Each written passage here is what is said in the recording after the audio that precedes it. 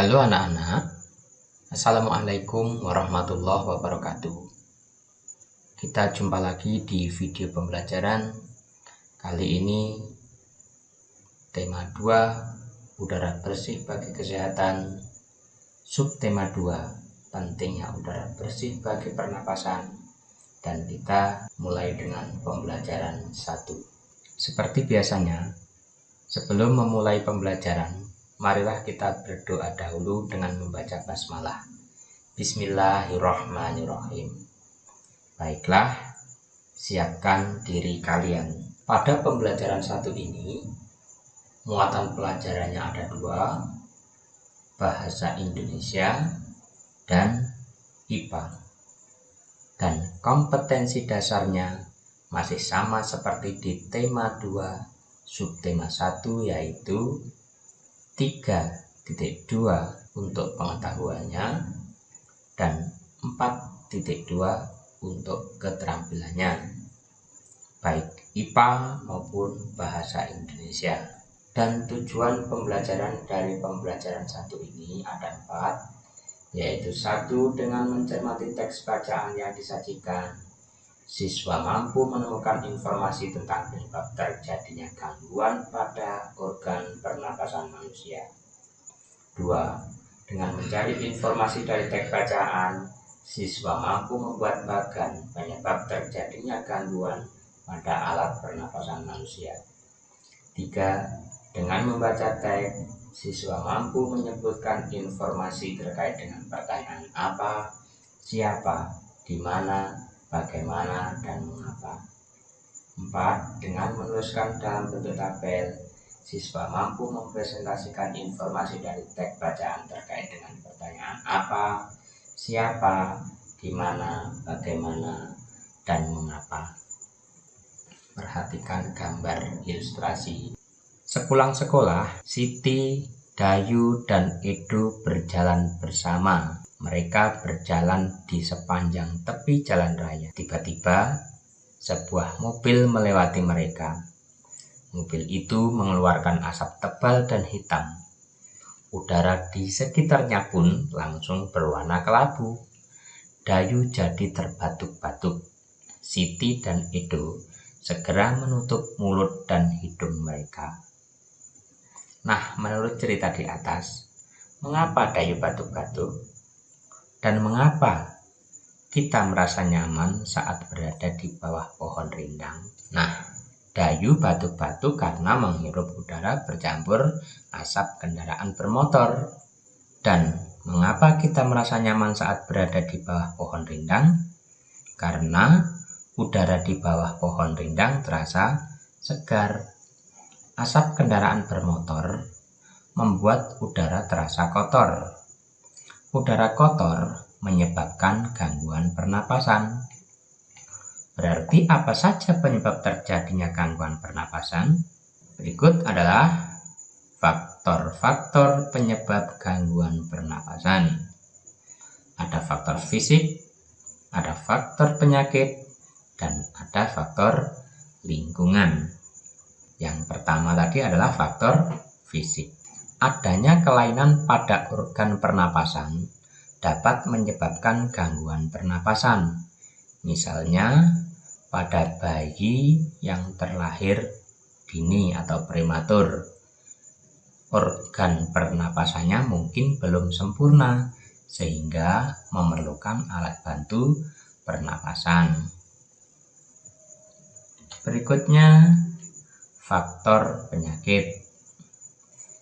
Banyak penyakit menyebabkan gangguan pada pernapasan, misalnya influenza, asma, bronkitis, emfisema, kanker paru-paru. Bahkan sekarang ada penyakit baru berupa virus corona yang belum ada vaksinnya. Berikutnya yang ketiga adalah faktor lingkungan. Kita bernapas untuk menghirup oksigen. Lingkungan kotor, asap pabrik, asap kendaraan, dan asap rokok mencemari udara. Udara tercemar menyebabkan ketersediaan oksigen menipis sehingga kita merasa sesak saat bernapas. Nah, anak-anak, kita telah belajar dan mengetahui berbagai penyebab gangguan pada pernapasan manusia. Salah satu faktor penyebab gangguan pernapasan adalah lingkungan. Banyak berita tentang pengaruh lingkungan bagi kesehatan, terutama pernapasan. Berikut adalah cuplikan salah satu berita di majalah Tempo edisi 21 sampai 27 September pada tahun 2015 yang lalu, yang berjudul Kuldesak Lantaran Jerebu. Aroma sangit asap dari lahan yang terbakar menusuk hidung warga Pekanbaru, Riau.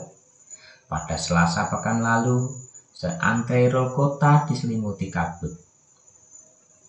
Jalanan lengang dan pagi itu meredup lantaran sinar matahari tersabut asap. Kebanyakan penduduk memilih tinggal di rumah. Meski begitu, asap tetap masuk lewat ventilasi. Tak ada lagi tempat berlindung. Di rumah saja sudah tak aman, ujar Asep Dadan Muhanda kepada Tempo. Khawatir terhadap kesehatan dua anaknya yang masih kecil, pria 34 tahun itu memboyong keluarganya keluar kota. Dari rumahnya di Kecamatan Tampan, Asep mengungsi ke tempat sanaknya di kota Bukit Tinggi. Apalagi sekolah dasar anak sulungnya diliburkan hingga waktu yang tak pasti. Hampir semua sekolah di Pekanbaru telah diliburkan sejak awal September lalu. Langkah meninggalkan Riau untuk sementara waktu memang tepat.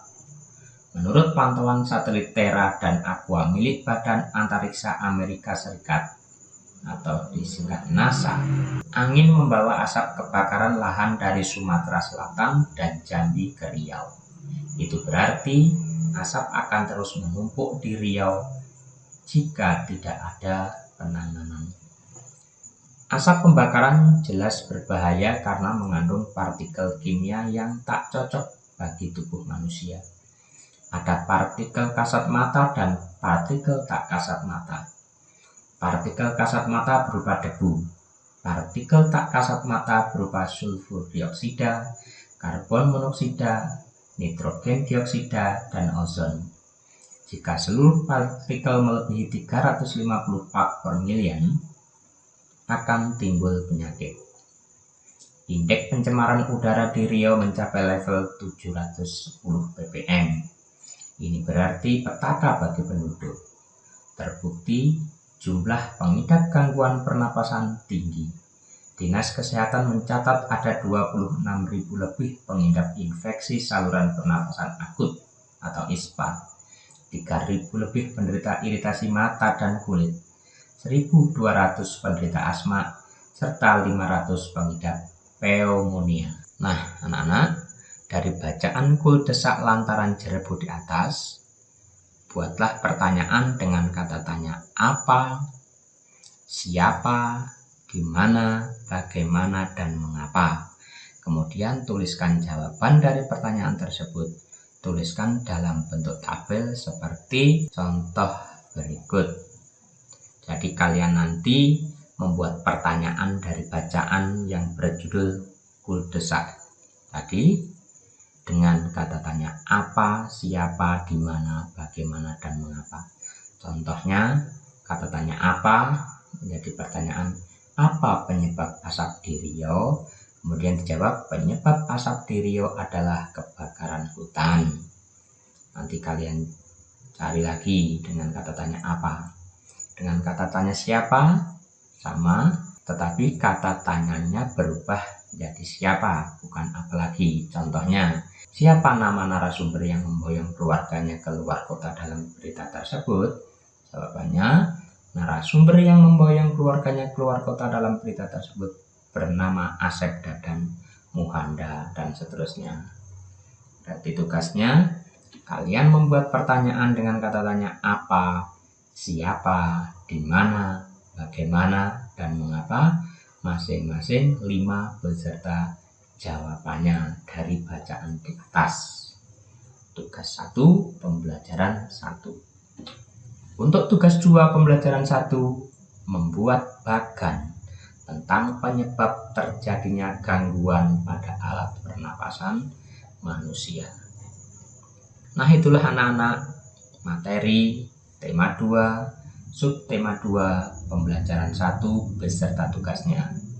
Mudah-mudahan kalian dapat memahami dan bermanfaat untuk kita semua. Kita akhiri dengan bacaan hamdalah. Alhamdulillahirabbil alamin. Sekian pembelajaran 1. Sampai jumpa. Wassalamualaikum warahmatullahi wabarakatuh.